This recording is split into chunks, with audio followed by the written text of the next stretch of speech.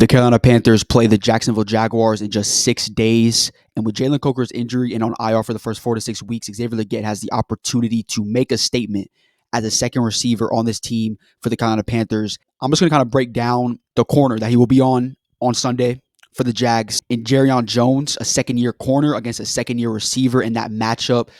It's going to be a good one. I promise you guys. I'll break down film from him and some film breakdown from XL from last year as well, while also saying, wow, this is a big year for XL in 2025, because if he can come out these first 4 to 6 weeks with Jalen Coker out and make a statement as a second receiver on this team, things could be trending up for Xavier Legette. The Jags do have Tyson Campbell. He's probably going to be on T-Mac, the best receiver we have. He is injured right now. He's questionable. He's day-to-day. I assume he is going to play on Sunday. That injury happened a couple weeks ago, so he should be okay, but he is day-to-day still and questionable for Sunday, but he should be out there. If he's not out there, this all changes, but assuming he will be out there on Sunday, Tyson Campbell will probably be on T-Mac, okay? The second corner that I'm going to be touching on today with XL is Jarrian Jones, okay? He played last year in his first season all slot. He played 600 snaps, around that. Only 50% of the snaps last year, started 4 games. 90% of his snaps he played last year was in the slot. He's not playing the slot this year because the Jags lost corners.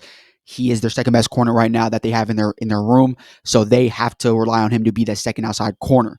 Okay, so he has to basically switch his entire position. Granted, he has been good all off season, specifically training camp and preseason in that role. So it's going to be a tough challenge for XL. I'm bringing this up because I kind of want to give you guys context on who XL will be going up against here on Sunday, because this is a big game. 2 second-year players here in the NFL. Both are super talented. One is a very physical corner, as you're going to see with some film that I break down here in a second. And one is a very physically gifted receiver in XL who just needs to find a way to just use his hands better and catch balls that he was not able to do last year. But why is this a big game for XL? Okay, first of all, Jalen Coker's out. So if we want to win this game, he needs to, be able to tap in that potential that we know he has, have a big game on Sunday. Okay, because if he doesn't have a big game on Sunday, you basically have to rely on this running game too much than what you might want to rely on it for when you thought you had a very good receiver room that's now lost Adam Theilen and Jalen Coker in a span of a couple days. Okay, I'm not going to lie to you guys. I am worried about this game because I don't trust our defense at all. I really don't. There's a few pieces that I do like, but in terms of overall, the depth on the defense is whack. There's really the pass rush I'm still concerned about. I don't know who's going to be starting. I don't know who's going to make the biggest impact. This offense for the Jags is good, and you have to find a way to keep up with them, especially because I don't trust this defense. Right now, I don't think we're going to win this game just by the way everything is falling apart the last couple of days with losing Adam Theilen, which I don't care about losing Adam Theilen. It's just losing Jalen Coker. Hindsight of trading Adam Theilen is what sucks about it. This is a big game for XL because if he can get going, that helps us out. And when Jalen Coker comes back, I thought Jalen Coker was going to make a big impact and be the clear-cut second best receiver on this team to start the season. I thought he was going to be that in the slot next to T-Mac, but now XL has to step up and be that for us, and I think he can. Okay, because he has the potential, he has the athleticism to do that, as you're going to see when I break down some film from last year. I don't really need to break down a lot because y'all know what I'm talking about, but I kind of want to show you guys that both Jarrian and XL kind of counter each other. They're both, one is physical, one is, athletic. So it's going to be a bang-bang type of matchup on Sunday when you're talking about those two, and I'm very excited to break down for you guys, but this Jags defense is not that good. Okay, it's very, very limited in terms of the top-end talent that they have. So in that sense, it's okay. But I think the Jags offense is very good. So you're gonna have to find a way to stay with them all game long if you want to win this game, in my opinion. That's why it's a big game for XL specifically, because he is basically the X factor right now. I have him as the X factor because if he cannot make plays on Sunday, you're gonna have to rely on Chuba Hubbard and Rico Dowdle all game long, which I don't know if you can do that in a full game sample size, especially if this game has to become a shootout. I don't know if you can maintain that all game long. So with that being said, let's head right into the film for Jarrian Jones, and we're going to do XL, then Jarrian Jones, then XL. Okay, so let's head right into it. The very first play for Jarrian was last year against the Dolphins. As you can see him in the slot up here, up against Tyreek Hill. This is a very, very good play from Jarrian Jones. You're going to see he does not let any separation, happen on this play. He was actually very solid last year in the slot, which is why he got the opportunities later in the year, and now he's getting the opportunity to be the starting outside corner for the Jags next to Tyson Campbell. And they have actually a very underrated duo, in my opinion, if they can stay healthy. Obviously, Tyson Campbell's a very injury-prone player at corner, but if they can stay healthy, this is a very solid duo that they have there at corner. And plays like this is what XL is going to have to go up against, okay? Very physical corner for what he brings in terms of did not play a lot last year. kind of had to step into his role in the slot, and now he's switching his role. Okay, now playing against actual outside receivers this season in 2025. So you're going to see this play. You're going to see Tyreek Hill kind of, his speed. That's what the Dolphins love to do, is just use that speed that he has and kind of get that quick first step. He has a very quick first step as a receiver, and you're going to see him try to, kind of play over the top and get around Jarrian Jones here. But Jarrian Jones does not let him get a step. Okay, this is kind of what I'm saying about XL, is he's going to have to play against this on Sunday. He's going to have to find a way to use his double moves, use his athleticism to get separation against Jarrian Jones on Sunday. So let's run it the first time. You're going to see Tua snaps the ball, and Tyreek Hill kind of uses that quick first move. You see him right there, gives no separation up. This is the perfect example of what I was talking about when I'm discussing this play, is you see him kind of subtly go and then had that quick first step, boom. But Jarrian Jones does not give up a step and is incomplete. The thing I'll be watching on Sunday is this matchup. This is probably the biggest matchup for me now I'm watching for, because of the injuries that we have, because Jarrian Jones, a second-year player, did a good job last year, to be honest with you, in the slot. As you can see, made plays in the slot.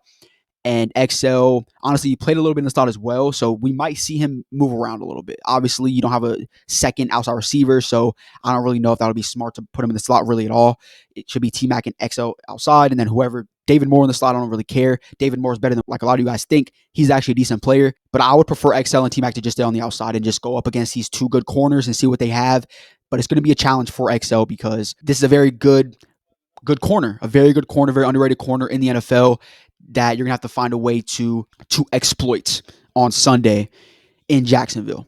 So let's say do XL's first play that I want to break down. Okay, now you're asking, how can XL counter this? That's a good question, because obviously this is a very similar play to what Tyreek Hill had to do, where it's kind of just, it's just a streak, okay? He's using that speed, using that athleticism that he does have as a receiver, where you're going to see him get separation on this play. This is very similar to what Tyreek Hill did, except he just goes straight for it, pretty much get separation on the top end. This is not a good throw from Bryce, okay? Just kind of saying this right now. If Bryce can make these throws on Sunday, if XL does a separation like this on Sunday, we'll be okay. But you're going to see XL take the top off the defense, and that's what XL does probably the best on this team last year, was take the top off defenses, except he just couldn't catch 50% of the balls that he got 20 plus yards on the field. So here's the first play. See him on the outside right there, and you're going to see him just take the top off as soon as the ball is snapped. Boom. On pass, obviously this is his own coverage. Okay, it's not a man-on-man like that first one was with Jarrian Jones, but you see top end coverage, man. Look at the safety's there to even help. You have two guys here to help cover XL. It doesn't matter. He takes the top off the defense. This is a catch, maybe even a touchdown, if this is put in his hands right here, which just shows you what XL does have in terms of potential wise as a receiver when it comes to taking the top off the defense this season. Because he did it a lot last year. He went 5 for 21 last year, though, on passes 20 plus yards down the field, in terms of he got targeted 21 times, only caught the ball 5 times. Some of those were passes like this where the ball wasn't thrown well, and some of them were drops. Okay, so he has to figure those drops out. Again, if it's not a good throw, you can't control that. But if it's a good throw, you just drop the ball. That's on you. You have to figure that out, clean that up as a receiver. But I think he can clean it up because he has the potential to do it. Okay, simple. But this is a big game for XL, man. And as I broke the film down with both of these players, I kind of realized this is actually going to be a very fun matchup to watch on Sunday. Like, if you guys have no matchup to watch really besides, Brian Thomas and JC Horn, or maybe Travis Hunter in a corner if he plays on offense, that's fine. I get those matchups, but this one's going to be very underrated because XO is an X factor in this game, because you only have 2 receivers now in terms of players that can make a really big impact on Sunday, this Sunday. Okay, obviously Jimmy Horn future could make a big impact, but I don't know if he's going to make a big impact in week 1. If he does, we have to have a conversation about how good Jimmy Horn could potentially be. But on Sunday, this is a big matchup, because if XL cannot make impact on Sunday against Jarrian Jones, it's going to be a long game potentially. So, okay, this is the second play from Jarrian Jones. This one is against Amari Cooper, and this is a double move that Amari Cooper makes here in the slot. So again, last year he played in the slot, but he played against very good corners. There's a lot of games where when he played against a lot of good slot receivers in the NFL, as you're going to assume, because you're a slot corner and you're starting. But this is a double move from Amari Cooper, and Jarrian Jones gets completely washed on this play. And it was honestly rare. Okay, I'm going to be honest with you. This is the only play that's left that I'm breaking down from Jarrian Jones. You might be like, oh, this guy's trash. I broke down a lot of film. It's rare that he did this last year. It's rare that he got beat like this last season. He was a very good tackler. He had 40 tackles and was very sticky in coverage, as you saw with that Tyreek Hill play. This is going to happen as a corner. But I just want to show you what XL can exploit, potentially him being the corner that's on him on Sunday. That's all this play is going to show, is what he can potentially exploit as a receiver on Jarrian Jones. Okay, so you're going to see Amari Cooper right here, a double move, quick double move, get Jarrian Jones really falling right here, as you're going to see. See, Amari Cooper goes inside and he drops the ball. Like, that's right there is a completion. Obviously, if that's XL right there, I want XL catching that ball, please. But you're going to see a quick little in move, kind of gets him off his feet, back up, and drops it.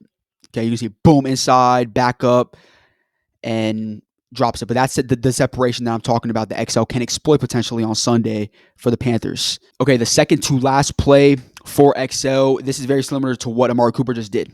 Okay, again, I'm trying to counter what each player is doing and kind of say, okay, how can XL exploit Jarrian Jones and what Jarrian Jones is doing good to kind of maybe limit XL's athleticism as a corner. So this is the second play that I have for XL. You're going to see him right there. You see him in the slot. Okay, which is, again, last year he played a little bit in the slot, played a little bit on the outside. They kind of mixed and matched Coker and XL a little bit last year at times to play in the slot on the outside, and both did decent in terms of getting separation on both parts of the field. But you're going to see him here. It's this very similar play to what Amari Cooper did. It's a little out move, gets separation on, I think this is Cam Taylor-Britt, if I'm not mistaken. Yeah, it is Cam Taylor-Britt. Okay, so 29 right here. You're going to see him go do a little out move and get separation. Little simple move, man. Look at that. Athleticism gets a little push off, using that athleticism that he does have at receiver to get that separation, and it's a completion for a first down. So stuff like that, the basic stuff like that, is what's going to make XL be successful on Sunday against Jarrian Jones, who's a second-year corner. Looking, he's hungry, man. He had a great offseason, as I mentioned, in camp and in preseason for the Jags, is now converting to the full starting corner on the outside with Tyson Campbell. So it's going to be an interesting game on Sunday. Obviously, we need XL to tap into potential. That's why I want to make this video and break a little bit of the film down. But this game is going to either trend for him up or down. Simple. Okay, because obviously last year he ended on an interesting note, having a lot of drop passes. But this is a great opportunity for him to put his name back out there as a Carolina Panthers receiver. Simple.